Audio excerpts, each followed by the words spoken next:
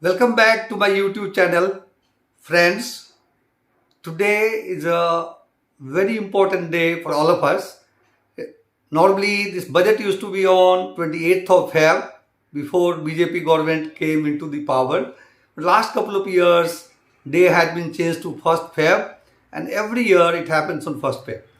So I am going to have a very quick snapshot review of budget 2022. A brief commentary from the perspective of an investor, and it becomes far more important, particularly looking at the elections in the 5 states, UP being the most important, because it's a very large state and win or lose in UP is going to decide the politics of the nation. So just to start, this budget is not a disruptive budget like earlier budgets, rather it's continuity and consolidation. So primarily this budget asserts that the policy which government has initiated earlier, those shall be continuing and consolidating depending on some changes which are happening from time to time. And this time is what has happened due to COVID-19. So ensuring that those effects are taken care of. So this is asserting in those lines only. Before I get into little deeper into it, economic growth as projected by them, the current fiscal is 9.2%. And next year, which is 22-23, is going to be 8.85%. The numbers are in line with projections done by international agency like World Bank and etc. etc. So they are quite realistic, and I hope these are likely to be achieved by the government.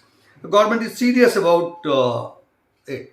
Before it came, we were expecting that there should be many freebies for the rural people because election is right on the front. But this is a budget which is a great balance between what they are offering to the economy and also satisfying some of the voters. So it's a great balance.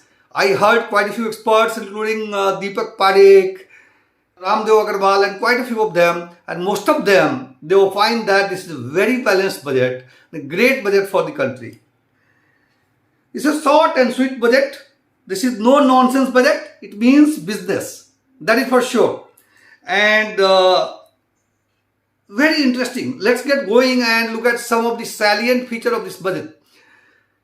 Yesterday, I was seeing the program on CNBC, and economist. He said that there is a need to really allocate extra money for kicking the capex cycle. And his expectation was that if the government does 25% increase, I will be very happy. And possibly, in the opinion of those experts, 25% was sort of like a very good allocation for pushing the capex cycle running.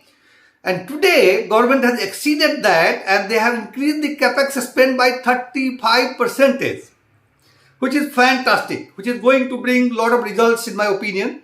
And a large chunk out of that is going to the road sector. In the next year, 22-23, they plan to construct 25,000 kilometers of new national highway, which will be really fantastic.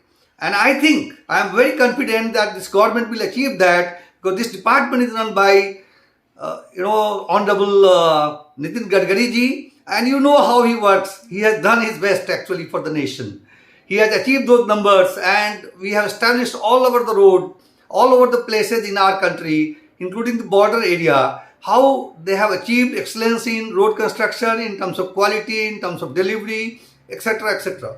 So this is something which they are going to certainly do it.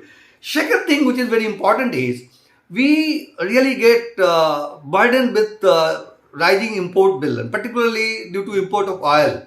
So there is a need to go for alternate fuel, and EV, electrical vehicles, are getting a good push by the government. This budget also talked about certain measures in the area of EV, and few of the measures which they talked was sort of like setting up charging stations all over so that people rely on EV more frequently and they start using it more frequently.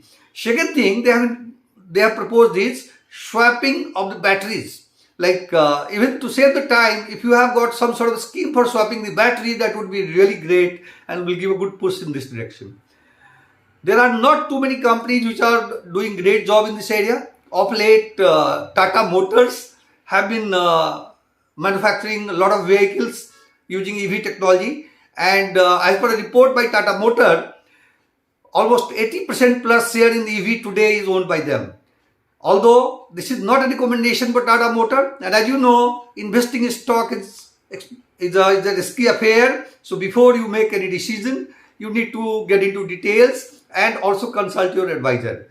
This is purely for sharing what I think, I opine, and this is not a recommendation at all. So that could be one of the area which is very important. Second thing government has talked about is new technology area. That really gives me a huge amount of confidence in terms of aligning the priority of government with the development happening all around. When it's a new technology area, a couple of things was talked in the budget. One was giving a push to a startup. The startup already has got some momentum in last couple of years during this particular BJP regime, and they want to really promote specifically a startup in agri area. Second thing is startup in drone. These are very, very interesting. Looking at the intellect which we have in our country, I am very confident in years to come, India will become one of the leading startup economy in the world, which will help this country enormously. And this has got tremendous opportunity for investors like me and you to keep watching the startup landscape and pick up some of the winners as and when it comes and becomes available for public. New tech area also, things like fintech and quite a few other companies which are coming could be very much interest. That is certainly a focus area for the government.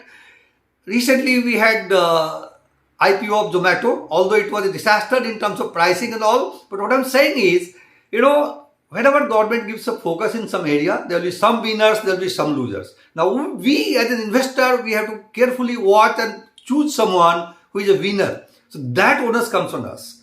But this is the area to be very careful about. This is the area to be watching and choosing some of the winners from this area, and that is going to go a long way in terms of investment. The next one they talked about is making India self-reliant on defense production. Now this is again, although this appears a great potential, but there are not many companies in India who are really having a lot of capability for doing it. One company which comes to my mind is L&T, but L&T also a very diversified company, and it has its own plus and minuses.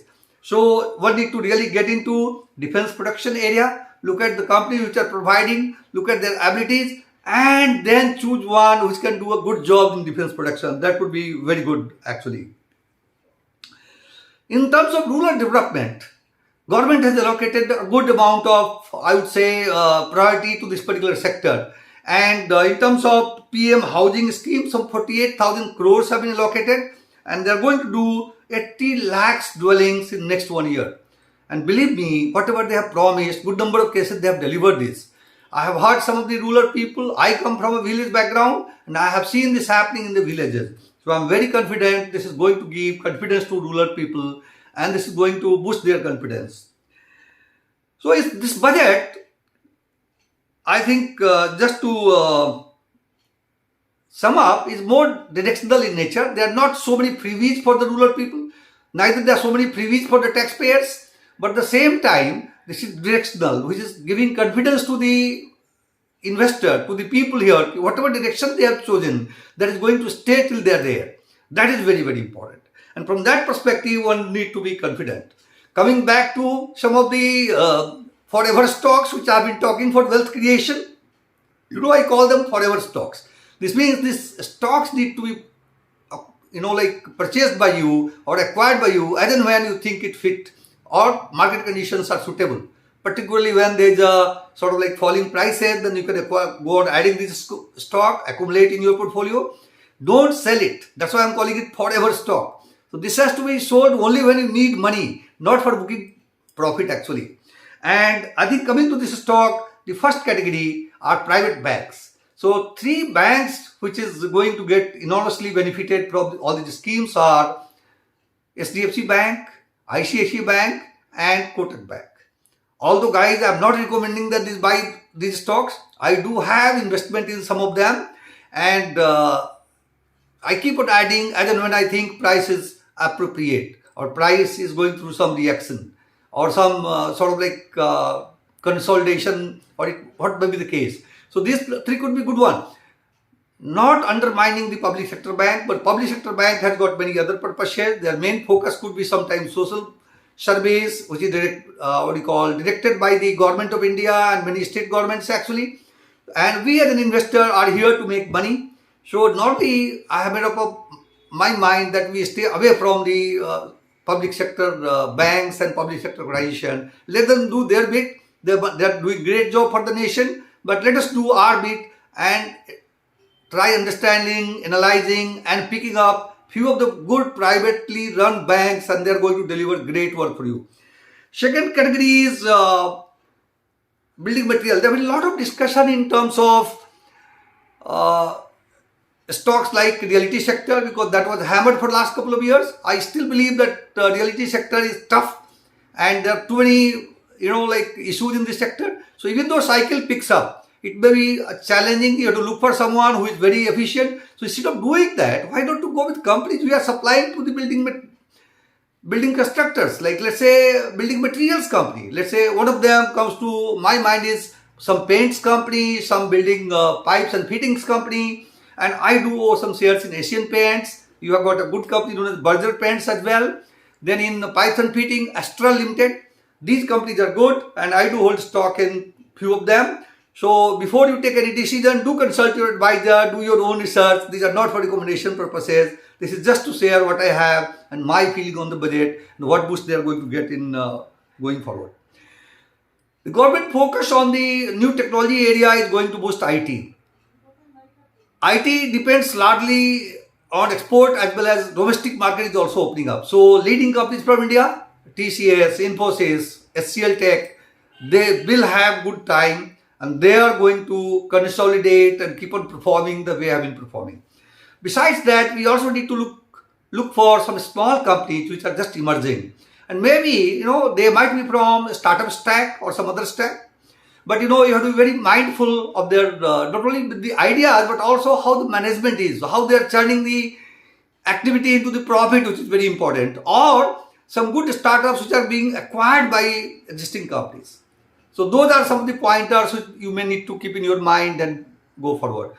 So friends, very quickly I had touched upon some of the highlights of today's budget. And as an investor, we remain focused, we remain invested. Don't worry about ups and downs. Just few days back, I did put a video saying ups and downs are the part of investing life. Like ups and downs are part of life. So be very much cognizant about it and keep on investing and remain invested. If you have liked this video, please don't forget to subscribe and put your comments. Your comments, I will certainly respond back. And this will be a mutual learning platform. Your comments will help me bring more suitable content for your consumption. And also, I will have opportunity to learn from you. Thank you so much for your time and have a great day.